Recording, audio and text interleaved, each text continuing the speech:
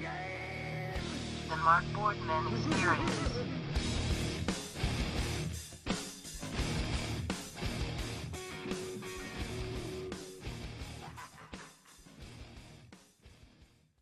League mates, I'd like to welcome you to the first installment of the Mark Boardman Experience.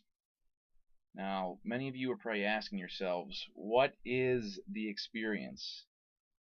And what it's going to be is a weekly, quote-unquote, podcast that will probably last anywhere from 15 to 20 minutes, where more or less I'm just going to break down the weekly going-ons of the league,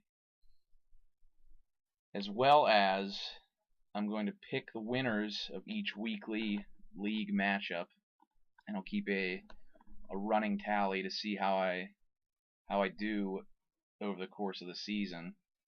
And I'm also going to give you 3 of my eliminator locks of the week. And these locks are more or less for the weak-minded individuals of the league who need somebody to lean on. I'm talking about Mays, Greg, people like that who really don't know football, but they just like to participate. So I'll be able to give you guys some helpful information that will help you guys make your own picks. Along with those two, I'm also going to be taking a phone call from a league member each week. On tonight's show, we're going to have the reigning champion, Sam Falicetti, and he'll be joining us a little bit later. Obviously, with this being a pre-season podcast, I'm not really able to talk about what's going on in the league right now. So what I thought I'd do instead is I'm going to try to predict how the first round of our draft is going to go. I'll go obviously from pick 1 to pick 12, and I'll tell you guys who you will most likely select. Leading it off is, without a doubt, the best, the most knowledgeable. What else is there to say about this guy? He truly is one of a kind, and will probably go down in history as the greatest PTFFL league member alive. And that is no other than your commissioner, Mark Boardman. And right now I'm going to let the cat out of the bag, much like they do with the NFL draft. Teams will let you know who they're going to take with the number 1 pick before the draft even happens. And then they go in, they sign that guy to a big contract. And I've already been in talks with the guy I'm picking. He knows what I expect out of him. He knows that I need a big season. And if any of you recall, you know that I have terrible luck normally with my first round selection. But this year, I'm going to break that streak. No torn ACLs, no broken feet. This is the year that I'm going to finally have a healthy first round pick. And that first round pick is going to be no other than Ray Rice of the Baltimore Ravens. This man, he can catch the ball, he can run the ball. There's a little bit of a threat right now with him getting the goal line carries, but the threat is coming from a rookie running back the Ravens drafted this past season, or this past year's draft, and I'm really not that concerned. I'm drafting the running back who was the number 1 running back in the league last year, who helped Sam Falicetti win the league last year in a controversial trade week 13 with Aaron Mays. Now, I'm not going to point the finger, but this is, I think, the 2nd or 3rd controversial trade, late season trade that Mays has been involved in this year. I think we have a valid solution to that problem, which is a trade deadline. It will most likely be either week 10, week 11 maybe. So with that being installed, it's going to be extremely difficult for Sam to pull any late season shenanigans again. And it also leaves a door wide open for me to win the league with this great first-round pick. Moving on, we go to Peeny and Lutz. A couple things come into my mind with this pick. The obvious choice, I would say, would be Arian Foster, but with Lutz being such a Pitt fan, I think that he is going to convince Peeny to be a homer and take the Philadelphia Eagles starting running back LaShawn McCoy. I got to watch a little bit of the Patriots-Eagles game, preseason game, and McCoy looked good. He looked crisp. I think he scored a touchdown. He had a couple of 10-yard runs or so. And although they're passing up Foster, I think McCoy could potentially have a better season than Foster. I'm not a Foster fan. There's too much competition in Houston. The smallest little flare-up of Foster, Ben Tate's going to come in and take a lot of his workload, in my opinion, of course. But that leads to Mays, who inevitably will have to take Arian Foster. I mean, as much as I dislike Foster, that's the wise third pick. And if it's not Foster, Mays will most likely be taking LaShawn McCoy. But obviously, since Peeny and Lutz took LaShawn McCoy first, Mays will be crossing his fingers and hoping that Arian Foster will not be tweeting any hamstring injuries this year. We now go to the fourth pick, which is Easton and Grech. Obviously, this is an extraordinarily difficult pick to predict with these two pulling the trigger. I do not think that Grech will be able to convince Easton to take Calvin Johnson. And while Calvin Johnson is still a fantastic option, I just think that defenses are going to strictly base their entire game plan around stopping Calvin Johnson. A lot of his value came in, I want to say, the first. I could be dead wrong in this.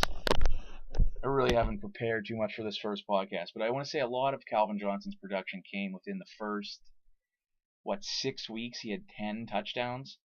I mean, that's just absolutely, he's not going to reproduce that. So, with those two not taking Calvin Johnson, I think that they are going to take Aaron Rodgers of the Green Bay Packers.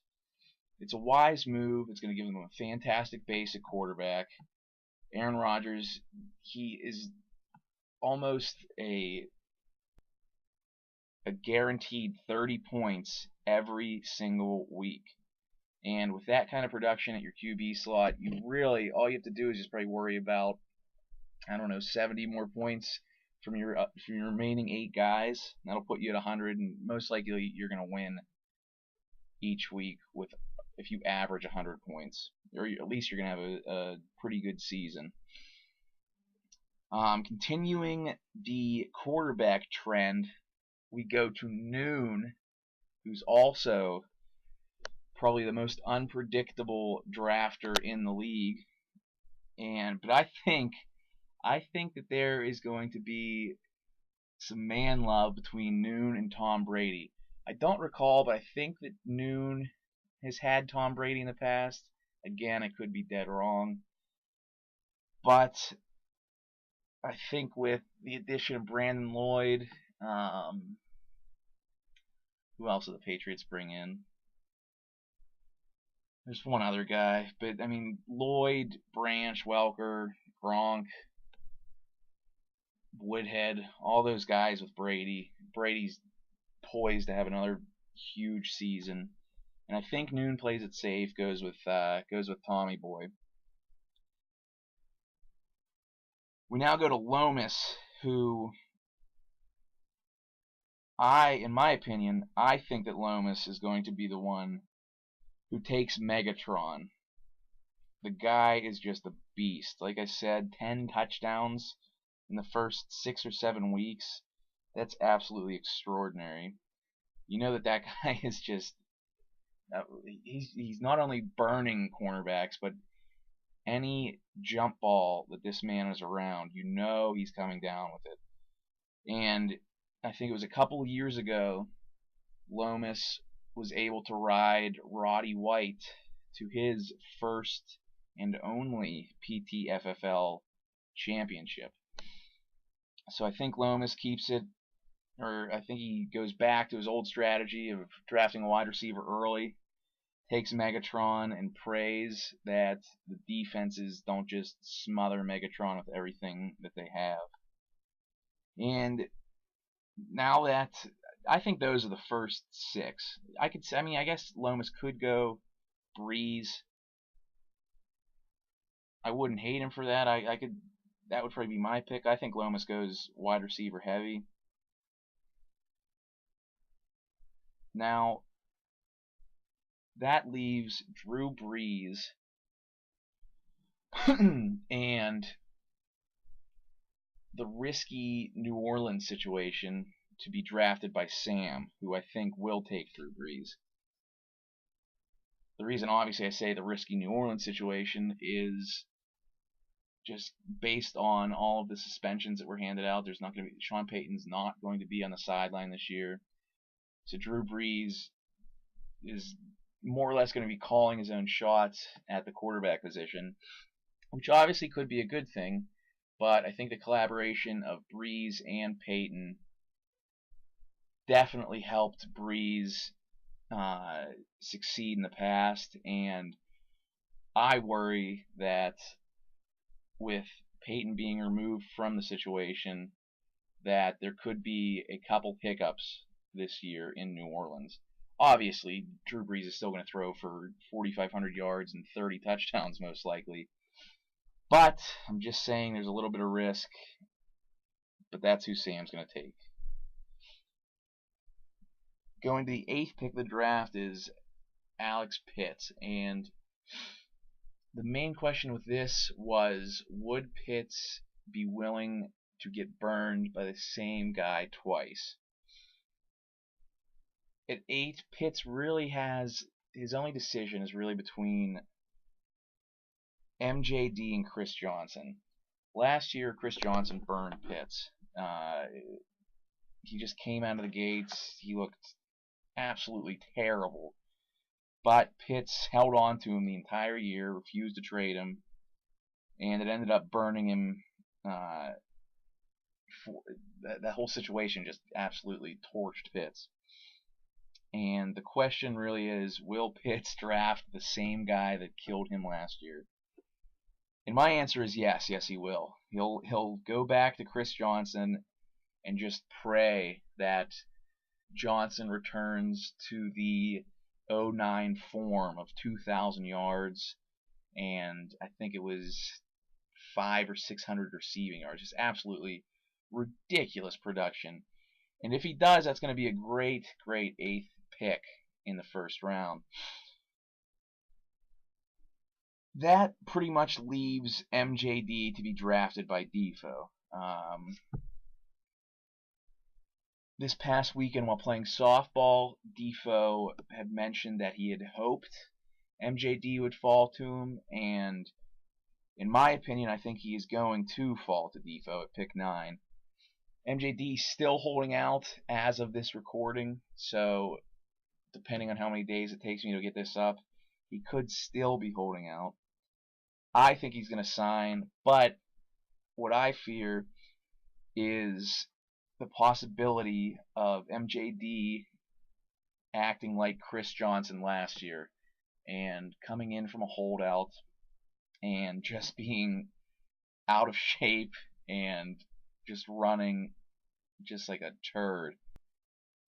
And if he does that, that could potentially be a first round bust. Defoe, I hope it doesn't happen to you, but I'm warning you that it could. 10th pick is Theodore. Theodore has not been relevant in the PTFFL landscape within the last 3, maybe 4 years. Pretty much ever since college started, T.O. has been too cool for fantasy football, but the move to Philly, I think, may have changed the Italian stallion himself. And I think that T.O. is going to make a wise first-round choice, because after MJD goes, there aren't really any no-brain first-round picks left. You have Larry Fitzgerald, you have Andre Johnson, and then it goes to absolute just running back shit. You have, Marshawn Lynch, DUI arrest. He was I think a 9th round pick last year, and all of a sudden he somehow shot up the board to a potential first round selection. I don't think Theodore is going to go that route. I don't think he's going to take an injury risk DeMarco Murray. Instead, I think that Theodore is going to reach for the guy that did it for him last year, and he's going to go with Matt Forte. I know that I remember that long touchdown catch that propelled Theodore to a week 1 win, I think it was, last year, and I know he does as well. So that is going to be the 10th pick. It's going to be Matt Forte of the Chicago Bears. This now leads us to Wilcox. Wilcox, he's been towards the back half of the draft, I think almost every year. Last year, he took a injury-prone Michael Vick. Didn't work out for him. Vick finished as the 11th scoring fantasy quarterback in the league. Wilcox took him with the 11th overall pick. Wilcox again has the 11th overall pick, and I think that he's going to not learn his lesson and select another injury-prone quarterback. But this time that quarterback is white, and that quarterback plays on the Detroit Lions. Yes, I'm talking about Matthew Stafford. Wilcox is going to take him in hopes of a 5,000-yard, 40-touchdown performance. Will it happen? Maybe. But it all depends on if Stafford can stay healthy. It seems like one healthy season and everybody forgets the injury risk that Matthew Stafford presents. But Wilcox has high hopes. He's going to take him. Last pick of the first round. Radke has so many options. I don't think it's going to be Larry Fitzgerald. I don't think it's going to be Andre Johnson. I don't think it's going to be Marshawn Lynch. I do think it could be one of 2 guys. So what I'm going to say is I'm going to say that he's going to take one of these 2 guys in the turnaround pick. He's either going to take Rob Gronkowski. Both these guys that I'm talking about were both on Radke's team last year. So it's either going to be the Gronk, and Radke's going to hope to get struck by lightning twice with that pick, or he's going to hope that the guy that made his team look so scary in the first 6 or 7 weeks of the season stays healthy this year, and that guy is Darren McFadden. I think that Radke could potentially reach, well, it depends on what rankings you're looking at. In ESPN rankings, taking Darren McFadden with the 12th overall pick would be considered a big reach. I think currently McFadden is ranked 28th in ESPN rankings, but I've seen Yahoo has him as low as 12. So, depending on what you're looking at, I think Radke's pick of McFadden is a fair position for McFadden to go. So that sums up 1 through 12, and we're now going to go to the phone lines. All right, so welcoming me now is the reigning champion of the PTFFL. We have him live via phone. His name is Sam Felicetti. Sam, how you doing? I'm doing great. How are you doing, Boardman? I'm doing well. First podcast of the year. We're going to see how it works. We'll have to see how the league feels about the podcast rather than the weekly LM note. And to hop into things here, Sam, in the past 3 years, you've been to 3 league championships. You've won 2 of those. And other than Tony Romo blowing it for Radke last year, going down with an injury in the first quarter, what would you say is your secret to such fantasy dominance? Oh well, that's a tough question, Mark. I think I put in some good time. In the preseason, I watch preseason games.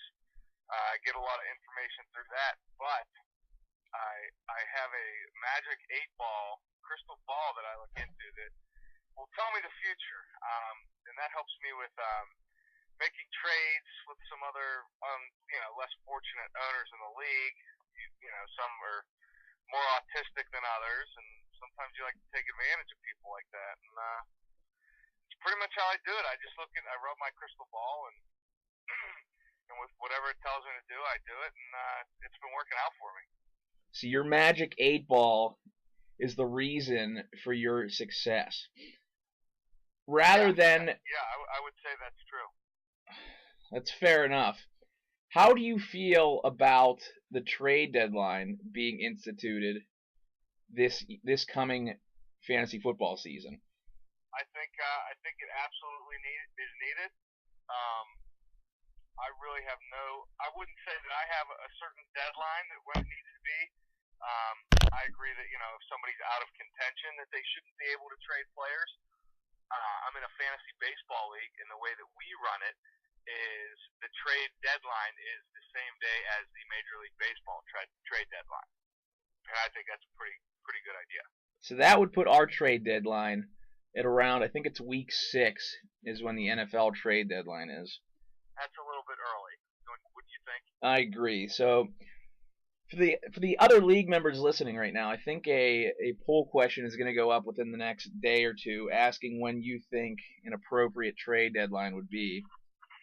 Sam, right now we're going to play a little game here. It's called the best worst game. And this might get you into a little hot water with fellow league members, but I can handle it. We'll play it together here. And now the way the game works is you're going to pick what team you think is going to win the whole thing this year and what team you think will finish dead last. Now the trick... Excluding myself? Excluding yourself and excluding me. You can't pick either of us. But you got to give me... Good. Let's go. You got to give me 2 names. I've already got the league on my bad side for calling them autistic. Well, let's start here with who do you think is going to take home the PTFFL fantasy football crown this year? Well, I think honestly the 2 top dogs might have to be myself and yourself. But outside of that, I'm trying to think of who hasn't won a PTFFL title yet. I think it's Radke. Greg hasn't been involved in a championship, but Easton's won one. My pick for last. We'll get that out of the way now. Okay, so you just said your pick for last was Greg and Easton. Oh, yeah. So they're out of it. And then, let's see, who else hasn't won it? Pitts hasn't won it. Radke hasn't won it. I haven't won it. Wilcox and Defo haven't. I think that's it. Those are the 5. Defo already said he's finishing in 3rd this year, so he's out of him out of the running as well. I'm gonna give it to Radke. He's put together some solid teams the last couple years and just came up on the short end, like you mentioned earlier, with Romo getting injured, and also I believe he lost Gronkowski at some point in the playoffs too, which kind of hurt his chances. But Rad's always puts together a decent team, even though he's jerking off with wet wipes and shit. He's fucking weird. But outside of that, I think he can put together a good team this year. So you think Radke and his borderline illegal drafting software are going to take the cake this year? That's a fair guess, I would say. Yeah, I mean, I say Vegas odds, pre-draft. I don't know if he's done that yet, but I would imagine. I mean, Radke normally puts together a good squad. So I would agree with you. Put him up somewhere in there. For me, I would have to say that even though Defo said he's finishing in 3rd, I touched on this, Sam, before I brought you on, and it seems like MJD is going to fall to Defoe at the number 9 pick, and in my opinion, I think that's a first-round bust, and I think Defoe is going to come up short this year in maybe 3-10, maybe 4-9. I think he's finishing dead last. And for my champion, I think this is a bold prediction, especially with the amount of luck this man has had in the last, 2 years or so. But I'm going to go with Aaron Mays turning his bad luck streak around, taking the 3rd pick in the draft, and riding it to fantasy football glory. So those are my picks. And now I just have I have one more question for you. Yep. And last year, the alteration you made to the PTFFL trophy was you took some kind of carving instrument and carved the names in. I was just wondering, do you have any speculation to what you think Lomas might do to alter the trophy this year? As far as concerns? Not concerns. Do you have any, I guess recommendations would be the word. No recommendations. It's a good expression of individuality, So I'm gonna let I would hope that we would let Lomas just have a little free for all and whatever he's feeling, go for it, man. Fair enough. Can we get any hints as to what you may do with the trophy in the coming year? Oh well, I think this past season, prior to Lomas's championship run, I think I went a little bit too normal, just making a nice little indentation in there. But I could see something maybe a little off the wall, maybe something a little weird, going on with the trophy. So you might get crazy with it. Yeah, we might get weird with it a little bit. That's what I like to hear. All right, Sam. This has been the first edition of the Mark Boardman Experience, and I think it was a successful one. I would agree, man. This is cool, and hopefully everyone else in the league catches on to it and wants to join in week by week, and we'll have a good time with it. You have one more task upon you right now, and that is to name the next guest on the Mark Boardman Experience. You get to pick anybody from the league. Well, since I called them out and said they'd finish last, I'm going to have to go with Andy Greck. Put Greck on. I want to hear his rebuttal, and let's get the trash talking started. Fair enough. So there you have it, league members. For Sam Felicetti, I am Mark Boardman, and I hope you've enjoyed the Mark Boardman Experience. Next week, our guest will be no other than Andy Greck. Have a good one, everybody. Peace out. The Mark Boardman Experience.